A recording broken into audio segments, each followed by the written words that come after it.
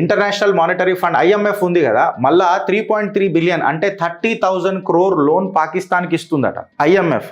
Already Pakistan ఇది default చేసింది, కట్టలే వెనకటికి తీసుకున్నప్పుడు కూడా. కట్టకపోయినా ఇంత ప్రేమ ఎందుకు అని చెప్పి చెప్తున్నా నేను.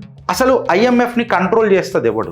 ఐఎంఎఫ్ కంట్రోల్ ఎట్లయితుంది అని అంటే, ఐఎంఎఫ్లా 16.5% షేరింగ్ ఏదైతే ఉంటుందో అది అమెరికాది ఉంటుంది. ఐఎంఎఫ్లో మేజర్ అప్రూవల్స్ ఏవైతే ఉంటాయో 85% అప్రూవల్స్ అంతా అమెరికా ఉంటాయి. ఇన్ఫాక్ట్ కరెక్ట్గా చెప్పాలంటే ఎప్పుడైతే 16.5% అమెరికా ఫండ్ వేస్తుందో, 85% అప్రూవల్ కెపాసిటీ పెట్టుకుంటుందో, సో ఖచ్చితంగా ఐఎంఎఫ్లో వీటో పవర్ ఎవరిది ఉంటుంది అని అంటే ఐఎంఎఫ్ డెసిషన్స్ మీద ఖచ్చితంగా అమెరికాది ఉంటుంది. అంటే ఇవాళ ఐఎంఎఫ్ అనేది న్యూట్రలా లేకపోతే అమెరికా ప్రేరేపితమైన మానిటరీ ఫండ్? అసలు అమెరికా పాకిస్తాన్ ఎందుకు పుష్ చేస్తుంది, బెయిల్అవుట్ ఎందుకు చేస్తుంది అంటే, పాకిస్తాన్ అనేది అమెరికాకు ఒక స్ట్రాటజిక్ అసెట్. ఎంత స్ట్రాటజిక్ అసెట్ అంటే, మమతల హోమానికి నిదర్శనమైన మన సనాతన ధర్మ భారతావనికి కంటే కూడా వాళ్లకు పాకిస్తాన్ని పెంచి పోషించడం అనేది అత్యంత అవసరం. వాళ్ళకు ఒక స్ట్రాటజిక్ అసెట్.